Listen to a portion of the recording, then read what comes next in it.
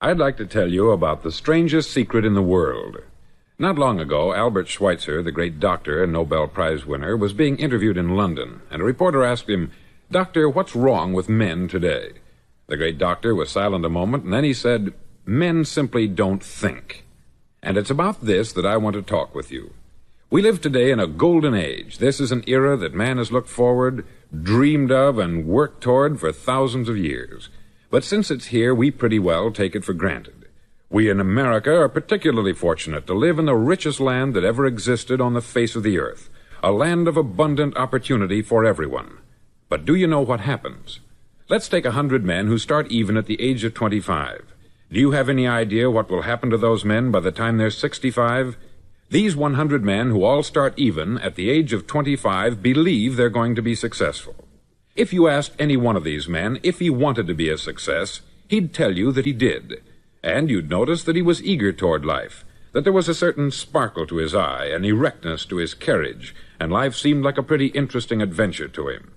But by the time they're 65, 1 will be rich, 4 will be financially independent, 5 will still be working, 54 will be broke. Now think a moment. Out of the 100, only 5 make the grade.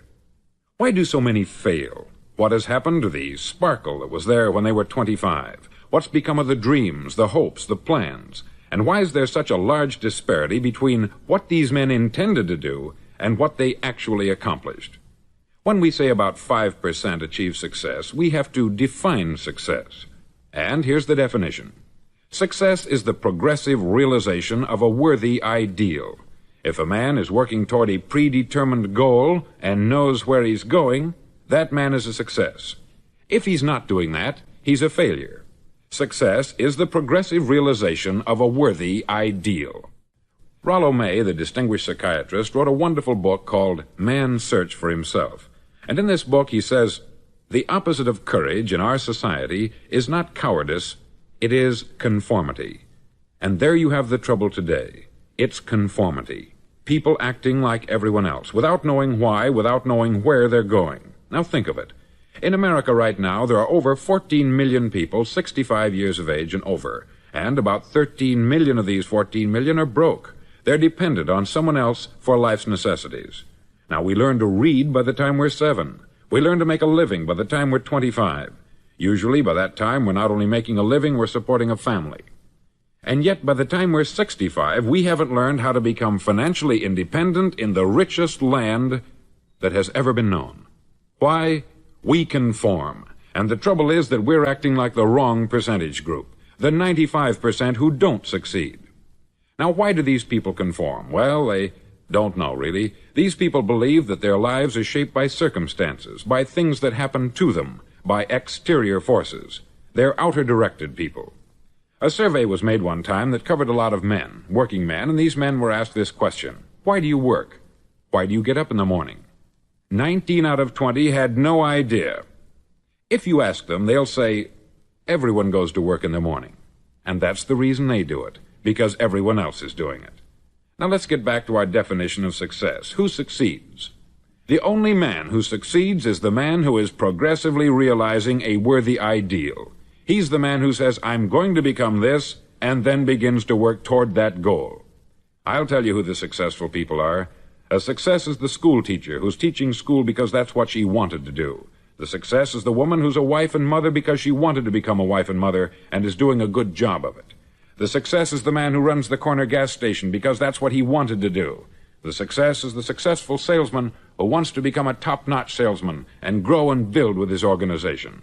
A success is anyone who is doing deliberately a predetermined job because that's what he decided to do deliberately. But only 1 out of 20 does that.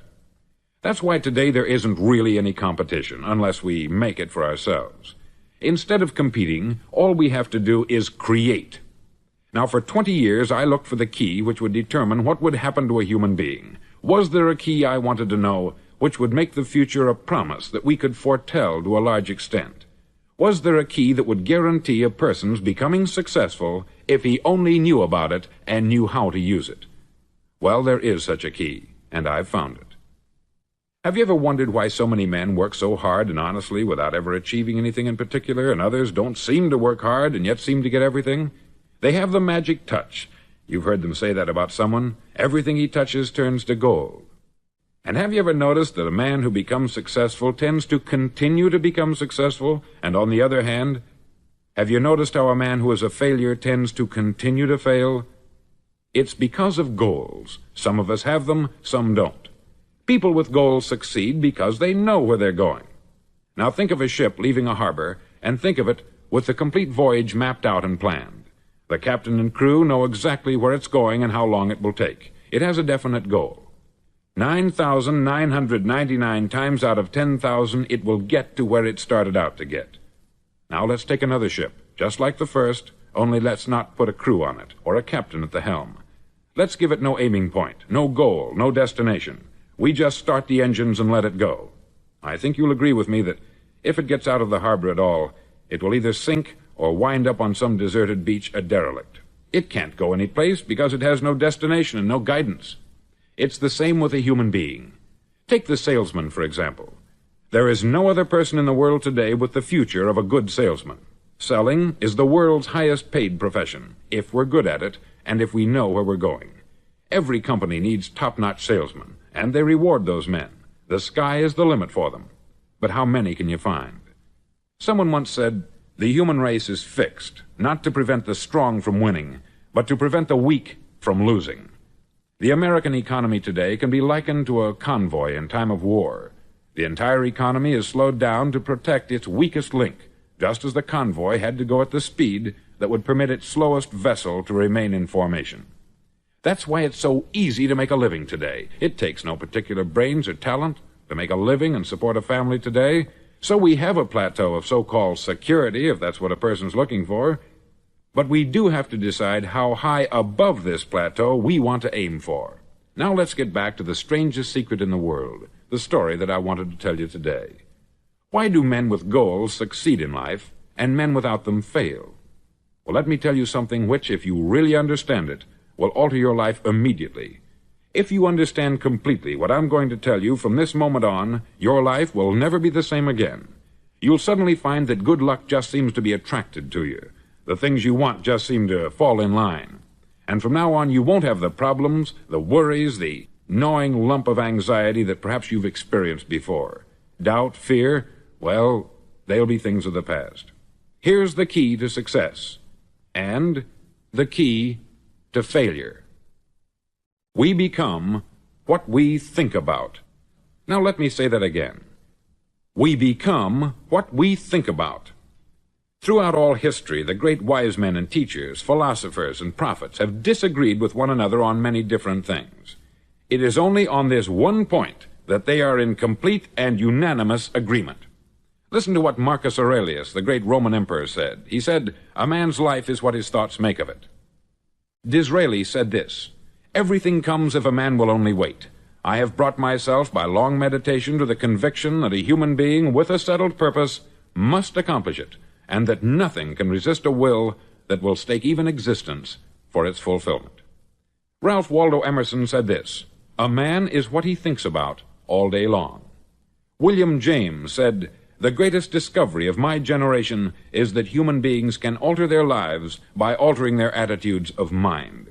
And he also said, "We need only in cold blood act as if the thing in question were real, and it will become infallibly real by growing into such a connection with our life that it will become real. It will become so knit with habit and emotion that our interest in it will be those which characterize belief." He also said this, "If you only care enough for a result, you will almost certainly attain it. If you wish to be rich, you will be rich. If you wish to be learned, you will be learned. If you wish to be good, you will be good. Only you must then really wish these things, and wish them exclusively, and not wish at the same time 100 other incompatible things just as strongly."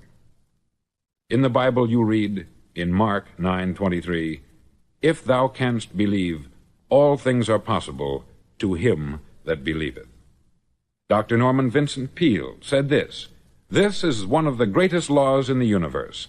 Fervently do I wish I had discovered it as a very young man. It dawned upon me much later in life, and I've found it to be one of the greatest, if not my greatest discovery outside of my relationship to God. And the great law, briefly and simply stated, is that if you think in negative terms, you'll get negative results. If you think in positive terms, you will achieve positive results. That is the simple fact which is at the basis of an astonishing law of prosperity and success. In 3 words, believe and succeed. William Shakespeare put it this way: "Our doubts are traitors, and make us lose the good we oft might win, by fearing to attempt." George Bernard Shaw said, "People are always blaming their circumstances for what they are. I don't believe in circumstances. The people who get on in this world are the people who get up and look for the circumstances they want, and if they can't find them, make them." Well, it's pretty apparent, isn't it? And every person who discovered this for a while believed that he was the first one to work it out. We become what we think about. Now, it stands to reason that a person who's thinking about a concrete and worthwhile goal is going to reach it, because that's what he's thinking about. And we become what we think about. Conversely, the man who has no goal, who doesn't know where he's going, and whose thoughts must therefore be thoughts of confusion and anxiety and fear and worry, becomes what he thinks about. His life becomes one of frustration, fear, anxiety, and worry. And if he thinks about nothing, he becomes nothing. Now, how does it work? Why do we become what we think about? Well, I'll tell you how it works as far as we know. Now, to do this, I want to tell you about a situation that parallels the human mind. Suppose a farmer has some land, and it's good, fertile land. Now, the land gives the farmer a choice. He may plant in that land whatever he chooses. The land doesn't care. It's up to the farmer to make the decision. Now, remember, we're comparing the human mind with the land, because the mind, like the land, doesn't care what you plant in it. It will return what you plant, but it doesn't care what you plant. Now, let's say that the farmer has 2 seeds in his hand. One is a seed of corn, the other is nightshade, a deadly poison. He digs 2 little holes in the earth, and he plants both seeds, one corn, the other nightshade. He covers up the holes, waters, and takes care of the land, and what will happen? Invariably, the land will return what is planted. As it's written in the Bible, "As ye sow, so shall ye reap." Remember, the land doesn't care. It will return poison in just as wonderful abundance as it will corn. So up come the 2 plants, one corn, one poison. Now, the human mind is far more fertile, far more incredible and mysterious than the land, but it works the same way. It doesn't care what we plant. Success, failure. A concrete, worthwhile goal, or confusion, misunderstanding, fear, anxiety, and so on. But what we plant, it will return to us. You see, the human mind is the last great unexplored continent on the earth. It contains riches beyond our wildest dreams. It will return anything we want to plant.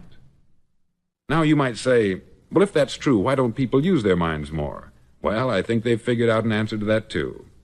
Our mind comes as standard equipment at birth. It's free, and things that are given to us for nothing we place little value on. Things that we pay money for, we value. The paradox is that exactly the reverse is true. Everything that's really worthwhile in life came to us free. Our mind, our soul, our body, our hopes, our dreams, our ambitions, our intelligence, our love of family and children and friends. All these priceless possessions are free, but the things that cost us money are actually very cheap and can be replaced at any time. A good man can be completely wiped out and make another fortune. He can do that several times. Even if our home burns down, we can rebuild it, but the things we got for nothing, we can never replace. The human mind isn't used merely because we take it for granted. Familiarity breeds contempt. It can do any kind of job we assign to it, but generally speaking, we use it for little jobs instead of big, important ones. Universities have proved that most of us are operating on about 10% of our abilities.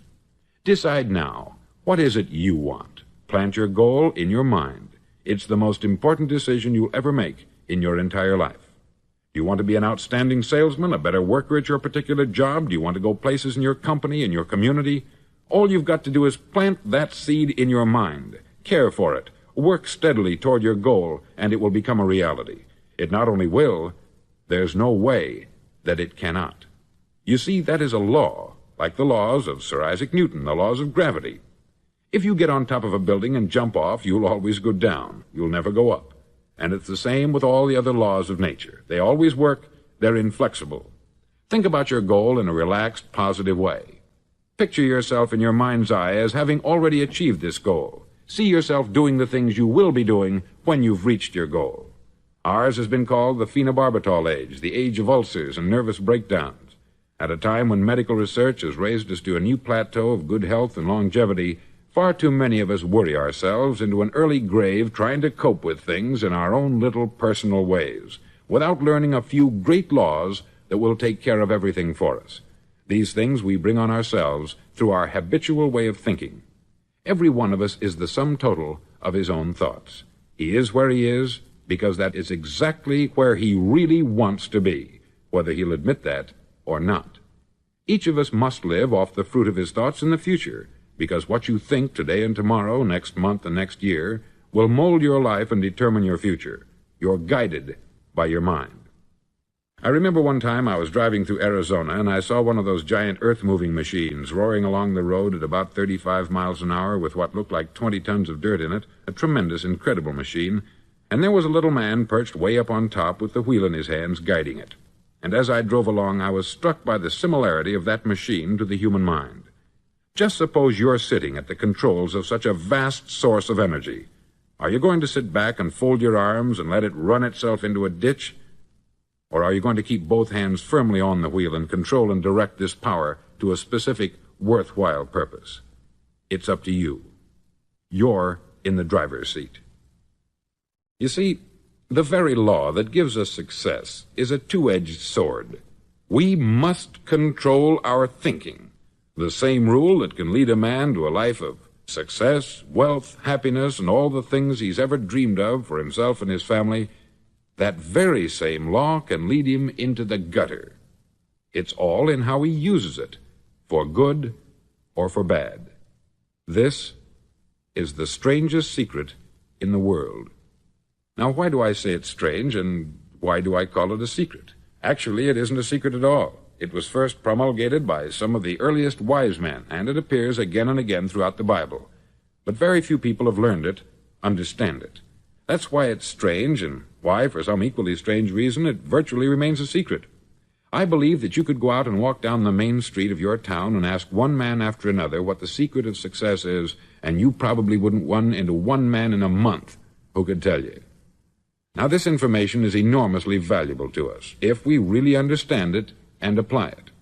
It's valuable to us not only for our own lives, but the lives of those around us, our family, employees, associates, and friends.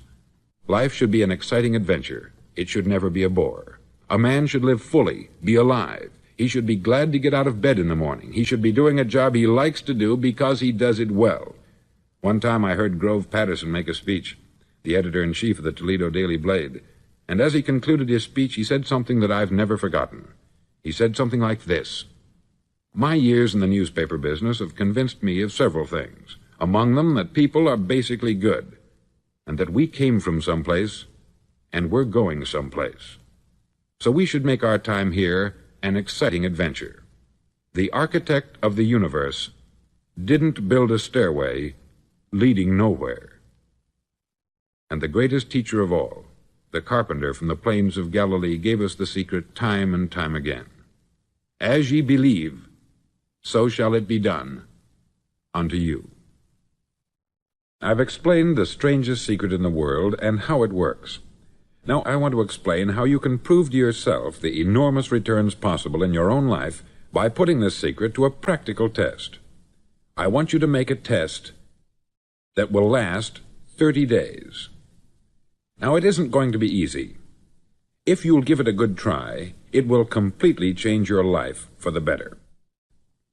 Back in the 17th century, Sir Isaac Newton, the English mathematician and natural philosopher, gave us some natural laws of physics which apply as much to human beings as they do to the movement of bodies in the universe. Now, one of these laws is that for every action, there is an equal and opposite reaction. Simply stated, as it applies to you and me, it means we can achieve nothing without paying the price. The results of your 30-day experiment will be in direct proportion to the effort you put forth. To be a doctor, you must pay the price of long years of difficult study. To be successful in selling, and remember that each of us succeeds to the extent of his ability to sell, selling our families on our ideas, selling education in schools, selling our children on the advantages of living the good and honest life, selling our associates and employees on the importance of being exceptional people, to, of course, the profession of selling itself. But to be successful in selling our way to the good life, we must be willing to pay the price. Now, what is that price? Well, it's many things. First, it's understanding emotionally, as well as intellectually, that we literally become what we think about, that we must control our thoughts if we're to control our lives. It's understanding fully that, as ye sow, so shall ye reap. Secondly, it's cutting away all the fetters from the mind and permitting it to soar as it was divinely designed to do. It's the realization that your limitations are self-imposed, and that the opportunities for you today are enormous beyond belief. It's rising above narrow-minded pettiness and prejudice.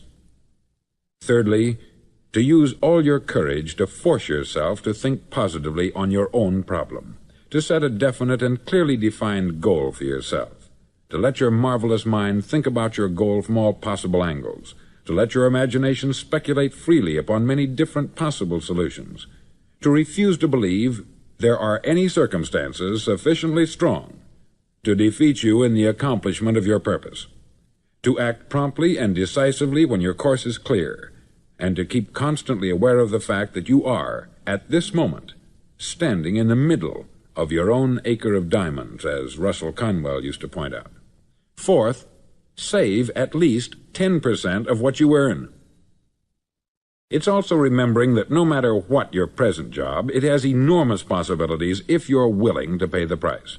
Now let's just go over the important points in the price each of us must pay to achieve the wonderful life that can be ours. It is, of course, worth any price. 1, you will become what you think about. 2, remember the word imagination. Let your mind soar.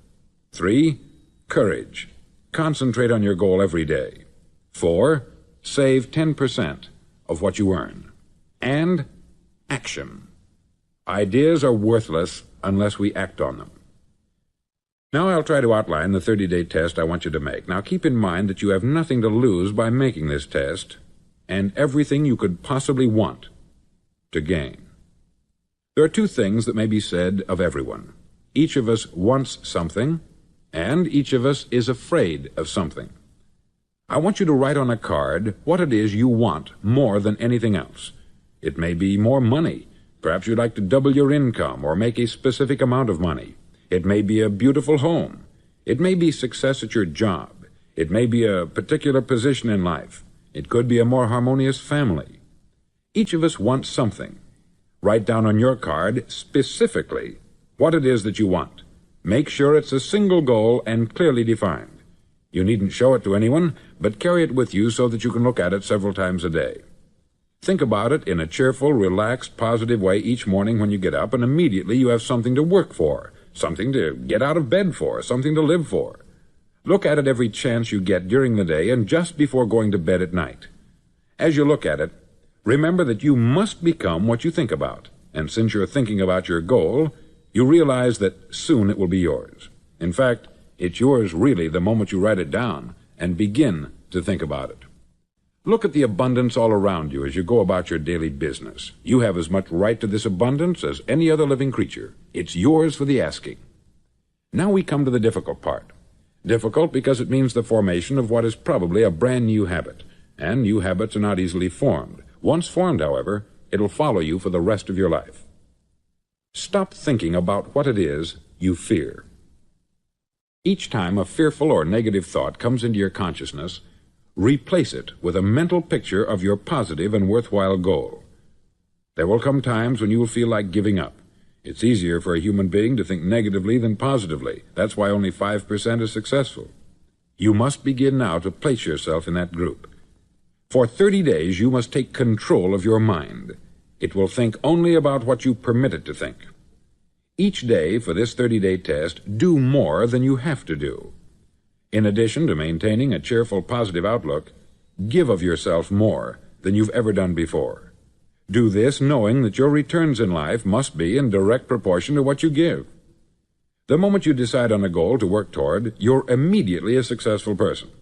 You're then in that rare and successful category of people who know where they're going. Out of every 100 people, you belong to the top 5. Don't concern yourself too much with how you're going to achieve your goal. Leave that completely to a power greater than yourself. All you have to do is know where you're going. The answers will come to you of their own accord. Remember these words from the Sermon on the Mount, and remember them well. Keep them constantly before you this month of your test. Ask, and it shall be given you. Seek, and ye shall find. Knock, and it shall be opened unto you. For every one that asketh receiveth, and he that seeketh findeth, and to him that knocketh it shall be opened. It's as marvelous and as simple as that. In fact, it's so simple that in our seemingly complicated world it's difficult for an adult to understand that all he needs is a purpose and faith. For 30 days, do your best. If you're a salesman, go at it as you've never done before, not in hectic fashion, but with the calm, cheerful assurance that time well spent will give you the abundance in return you deserve and want. No matter what your job, do it as you've never done it before for 30 days. And if you've kept your goal before you every day, you'll wonder and marvel at this new life you've found. Dorothea Brand, outstanding editor and writer, discovered it for herself and tells about it in her fine book, Wake Up and Live. Her entire philosophy is reduced to the words, act as though it were impossible to fail. She made her own test with sincerity and faith, and her entire life was changed to one of overwhelming success. Now you make your test for 30 full days. Don't start your test until you've made up your mind to stick with it. You see, by being persistent, you're demonstrating faith. Persistence is simply another word for faith. If you didn't have faith, you would never persist. If you should fail during your first 30 days, by that I mean suddenly find yourself overwhelmed by negative thoughts, you've got to start over again from that point and go 30 more days. Gradually your new habit will form until you find yourself one of that wonderful minority to whom virtually nothing is impossible. Don't forget the card. It's vitally important as you begin this new way of living. On one side of the card, write your goal, whatever it may be. On the other side, write the words we've quoted from the Sermon on the Mount. Ask, and it shall be given you. Seek, and ye shall find. Knock, and it shall be opened unto you. Nothing great was ever accomplished without inspiration. See that during these crucial first 30 days, your own inspiration is kept at a peak. Above all, don't worry. Worry brings fear, and fear is crippling. The only thing that can cause you to worry during your test is trying to do it all yourself. Know that all you have to do is hold your goal before you. Everything else will take care of itself. Remember also to keep calm and cheerful. Don't let petty things annoy you and get you off course. Now, since making this test is difficult, some may say, well, why should I bother? Well, look at the alternative. No one wants to be a failure. No one really wants to be a mediocre individual. No one wants a life constantly filled with worry, fear, and frustration. Therefore, remember that you must reap that which you sow. If you sow negative thoughts, your life will be filled with negative things. If you sow positive thoughts, your life will be cheerful, successful, and positive. Now, gradually, you will have a tendency to forget what you've heard on this record. Play it often. Keep reminding yourself of what you must do to form this new habit. Gather your whole family about and listen to what's been said here at regular intervals. You know, most men will tell you that they want to make money without understanding the law. The only people who make money work in the mint. The rest of us must earn money. This is what causes those who keep looking for something for nothing or a free ride to fail in life. The only way to earn money is by providing people with services or products which are needed and useful.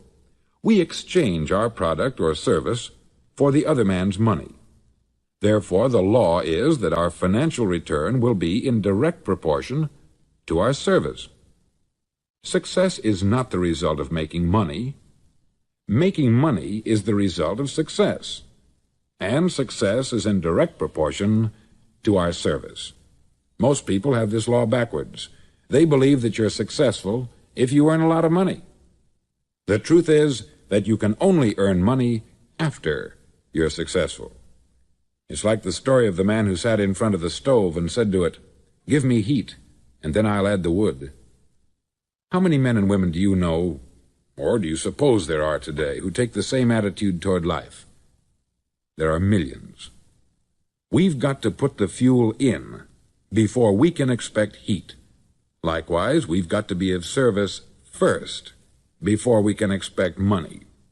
Don't concern yourself with the money. Be of service. Build, work, dream, create. Do this, and you'll find there's no limit to the prosperity and abundance that will come to you. Prosperity is founded upon a law of mutual exchange. Any person who contributes to prosperity must prosper in turn himself.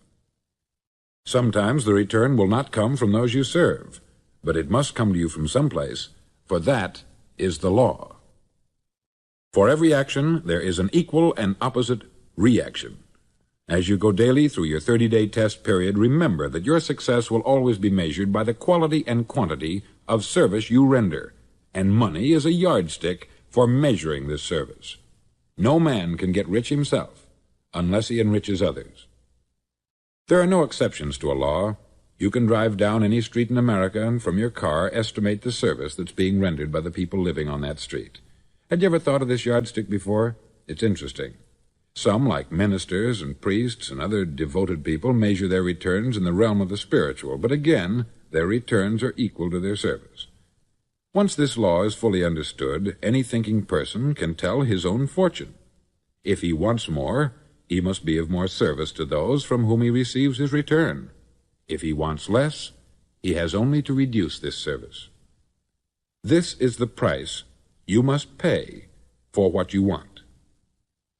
If you believe you can enrich yourself by deluding others, you can only end by deluding yourself. It may take some time, but just as surely as you breathe, you'll get back what you put out. Don't ever make the mistake of thinking you can avert this. It's impossible. The prisons and the streets where the lonely walk are filled with people who tried to make new laws just for themselves. We may avoid the laws of man, but there are greater laws that cannot be broken. An outstanding medical doctor recently pointed out 6 steps that will help you realize success. 1. Set yourself a definite goal. 2. Quit running yourself down. 3. Stop thinking of all the reasons why you cannot be successful, and instead think of all the reasons why you can. 4. Trace your attitudes back through your childhood and try to discover where you first got the idea you couldn't be a success, if that's the way you've been thinking. 5. Change the image you have of yourself by writing out a description of the person you would like to be. And 6. Act the part of the successful person you have decided to become. The doctor who wrote those words is a noted West Coast psychiatrist, David Harold Fink, M.D. Do what all experts since the dawn of recorded history have told you you must do. Pay the price by becoming the person you want to become. It's not nearly as difficult as living unsuccessfully. Make your 30-day test. Then repeat it. Then repeat it again. Each time it will become more a part of you until you'll wonder how you could ever have lived any other way. Live this new way, and the floodgates of abundance will open and pour over you more riches than you may have dreamed existed. Money? Yes, lots of it. But what's more important you'll have peace. You'll be in that wonderful minority who lead calm, cheerful, successful lives. Start today. You have nothing